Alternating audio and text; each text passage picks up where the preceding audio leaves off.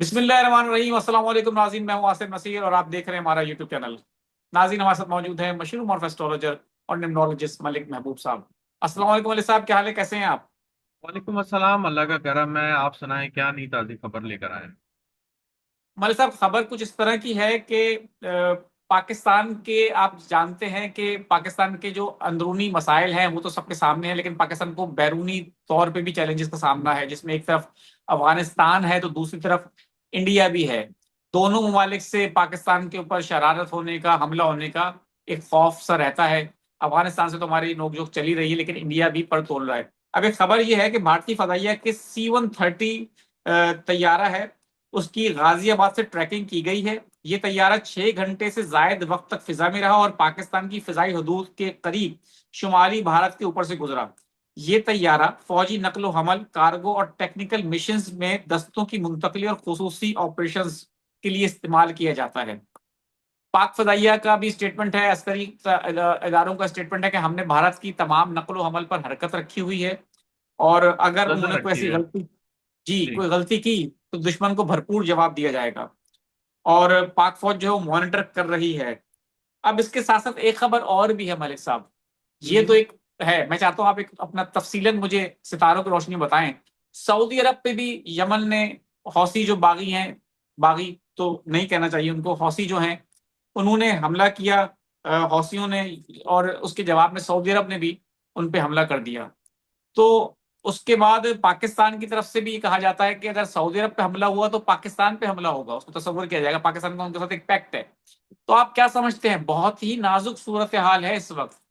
एक तरफ ईरान की जंग छिड़ चुकी है, बाबुल मंदब को भी अब बंद करने की कोशिश की जा रही है हौसियों की तरफ से, आपना हुर्मुज ऑलरेडी बंद है, तेल की शॉर्टेज पैदा हो चुकी है, पाकिस्तान की इन्वॉल्वमेंट के चांसेस बढ़ते चले जा रहे हैं जंग में, दूसरी तरफ इंडिया पर तोल के बैठ रहा है। क्या नजर आ रहा है आपको, सितारे क्या कहते हैं?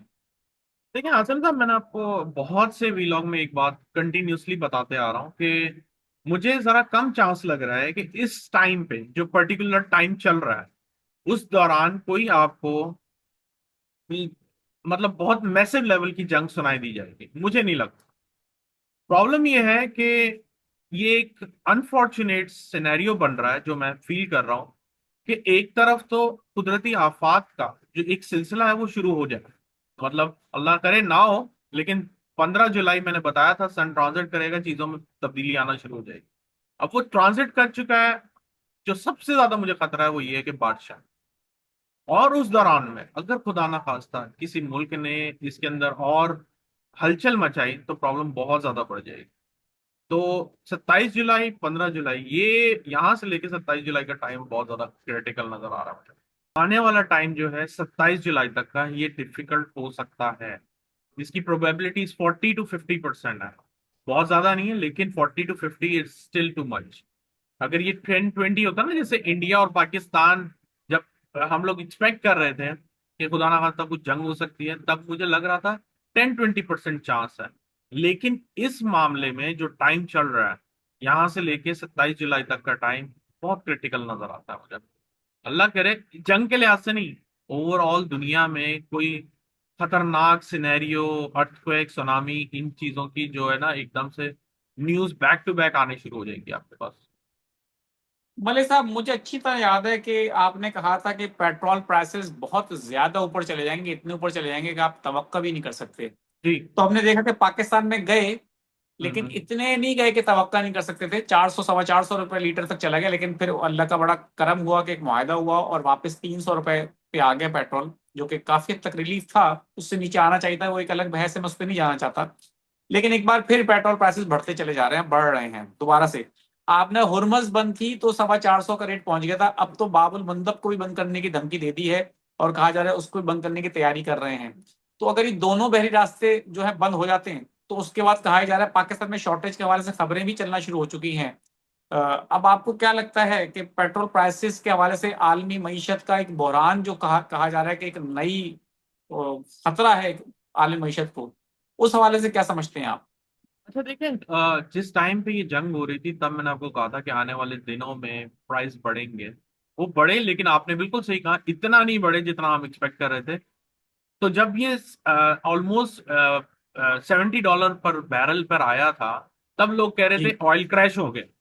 उस वक्त भी मैं कह रहा था ये बहुत अच्छा टाइम है इसको बाय करने का, और आप देख लें 70 to 80 मेरे ख्याल से with in a couple of days ऊपर आ गया। जी बिल्कुल। यहां से जो इसकी एक कह सकते हैं कि शूट होने का चांस है वो ऊपर जाएगा, लेकिन पिछले रिकॉर्ड से ऊपर ही जाने वाला। मैं अभी भी इस बात पे कायम हूं, अनफॉर्चुनेटली, क्योंकि इसका असर आपको आपको ही नहीं हो रहा, हमें भी यहाँ पे हो रहा है जो अमेरिका में रहते हैं। उन्होंने हार्डली डिफरेंस देखा है, 60 to 40, 40-60% लाइक सेंट्स कम हुआ है। डॉलर भी कम नहीं हुआ पर गैलन पे, यहाँ $1 भी कम नहीं हुआ, जो प्राइजेस जंग से पहले थे, और वापस ऑलमोस्ट वहां तक आया है ऑयल। लेकिन ओवरऑल दुनिया में मुझे नहीं लगता वो प्राइस वापस आए हैं जो पहले थे। तो ये बहुत क्लियर इंडिकेशन दे रहे हैं कि ऑयल आने वाले दिनों में बहुत ज्यादा महंगा होगा, ये पक्की बात है। दूसरी बात, मैंने सिर्फ ऑयल पे की हुई थी, मैं आपको एक और बात बताने वाला हूँ। मून जो होता है वो खाने पीने ट्रैवलिंग का जो होता है ना प्लैनेट माना जाता है। तो ये इस तरह से ऐसा लगता है कि आने वाले दिनों में ट्रैवलिंग कम होने वाली है, फूड की शॉर्टेज बढ़ने वाली है। एक अनफॉर्चुनेटली ये भी एक खबर है मेरे पास, लेकिन अल्लाह करे ऐसा कुछ भी ना हो। आने वाले दिनों में बहुत सारी चीजें ऐसे ही आपको नजर आएंगी। महंगाई ऊपर चढ़ रही है, उसने नहीं खत्म होना। फिर अगर हम पाकिस्तान की बात करें तो मेरे ख्याल से वो काउंटडाउन ऑलरेडी हुकूमत का शुरू हुआ होगा। ये बढ़ेगा कब? आप ये बोलेंगे बढ़ेगा कब? 27 जुलाई के बाद, क्योंकि जब भी सैटर्न रेट्रोग्रेड होता है तो जो हमारे स्टैब्लिशमेंट के लोग हैं वो जरा हावी होके आते हैं, मतलब प्रेजेंट होते हैं, और कोई ना कोई नई तरमीम की भी आवाजें आपको सुनाई दी जा सकती हैं। ये बात तो आपकी बिल्कुल दुरुस्त है मलिक साहब के तरमीम के हवाले से तो कहा जा रहा है कि हो सकता है 28वीं तरमीम आ जाए। और तब्दीली के हवाले से भी बातें तो हो रही हैं। मलिक साहब आखिर में मुख्तसर ये बता दें कि पाकिस्तान, आपको लगता है कि जो एक इस वक्त दुनिया में एक जंग का सा माहौल है, और जंग जो है वो अब बढ़ती चली जा रही है, और अब मुहादे जो है उसका कोई फिलहाल तो कोई अभी नजर नहीं आता कि अमेरिका ने धमकी भी दे चुका है डोनाल्ड ट्रंप के, हम ईरान के ब्रिजेस तबाह कर देंगे, तवानाई एटमी तवानाई के घर जो है, उनके बिजली के घर जो हैं उनको तबाह कर देंगे। ईरान ने उस पर भी जवाब दिया है कि हम भी उस पर फिर जो रिटेलिएट करेंगे, दुनिया देखेगी, वो सरप्राइज होगा दुनिया के लिए, न जाने क्या होगा। तो आपको लगता है कि कहीं ऐसा भी हो सकता है कि अगर सऊदी अरब पे भी हमला किया गया ईरान की तरफ से, तो पाकिस्तान डेफिनेटली उसको दिफा में सामने आ सकता है इस जंग में? या आने वाले दिनों में आपको पाकिस्तान का जायचा नजर आता है किसी जंग की तरफ जाता, कोई ऐसा सूरत हाल? देखिए अनफॉर्चुनेटली ये जो पाकिस्तान है ना, ये बिन बुलाए मेहमान बन गया। अब ना ये ईरान को साइड कर सकते हैं, ना ये यूएस को साइड कर सकते हैं, और साथ में जो सऊदीया के साथ टाई अप हुआ हुआ है ये बहुत ज्यादा खतरनाक है। 2027 का पूरा साल पाकिस्तान इंडिया को लेके बहुत खतरनाक नजर आता है, स्पेशली जंगों के हिसाब से। उससे पहले ये छोटे मोटे महाज होंगे, लेकिन एक बात याद रखिएगा, अगर ये ईरान और अमेरिका की खिटपिट चलती रही और उसमें ज्यादा एग्रेशन हुआ, तो जो मैं अगस्त के बाद एक्सपेक्ट कर रहा हूँ, I think it would be double then the जो उसकी हीट होगी वो डबल होगी।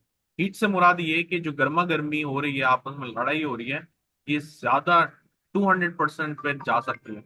इसके अलावा एक बात और भी है, वो ये कि पॉसिबली ये है, जो कि मुझे नजर आ रहा है, अगर ये जंग वापस स्टार्ट हो गई तो ईरान और अमेरिका नहीं, बड़े बड़े ममालिक बीच में इंटरफेरेंस करेंगे। शामिल हो सकते हैं। जी, वो नजर आता है मुझे पक्का। बिल्कुल ठीक है हमारे साथ, लेकिन हमारी फिर हमेशा की तरह यही दुआ है, और मैं जी, चाहता हूं कि हमारे देखने वाले भी दुआ करें कि इस तमाम सूरत हाल से हमको निजात मिले, जंग की जगह अमन हो, कायम हो, कोई अमन। मुआहदा हो जाए, कोई इस तरह की डील हो जाए। उसके फायदा ये होता है कि दुनिया में अमन होगा तो खुशहाली आएगी। हमारे साथ मैं चंद लोगों के सवाल लेना चाहता हूँ अब। तलाल अहमद हैं, 9 सितंबर 2005। वो कह रहे हैं जॉब नहीं है, कर्ज बहुत हो गया है। वापस से डेट बताइएगा, सॉरी। डेट इनकी है 9 सितंबर 2005। अभी तो मस्से मस्से 20 साल के बंदे हैं। सर आप बाहर जाने की तैयारी करें, आपके नसीब में बहुत अच्छा बाहर का सफर नजर आता है। ठीक है। अब्दुल मजीद साहब हैं, 31/5/1991। वो कह रहे हैं कि मेरा मसला ये है कि मेरे पास मेरे पैसे किसी के पास हैं, कब तक मिलेंगे? यार ये तो जायचे से पता चलेगा, ऐसे नहीं नजर आएगा। बिल्कुल ठीक है। अहमद हसन साहब है 20/8/1999, जॉब के हवाले से परेशान है कि जॉब कब तक मिलेगी। परेशान तो वाकई है, थोड़े सेंसिटिव भी हैं। अगस्त के बाद इंशाल्लाह बहुत अच्छा टाइम शुरू हो रहा है इनका।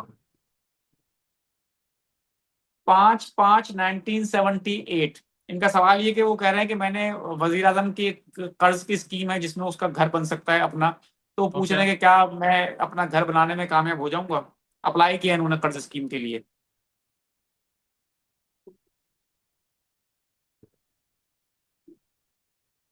कोशिश करें इंशाल्लाह, उम्मीद पे दुनिया कायम है, लेकिन मेक श्योर कि कोई आपके साथ घपला ना हो।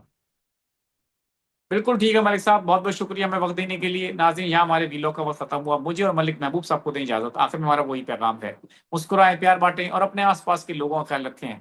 अल्लाह हाफिज।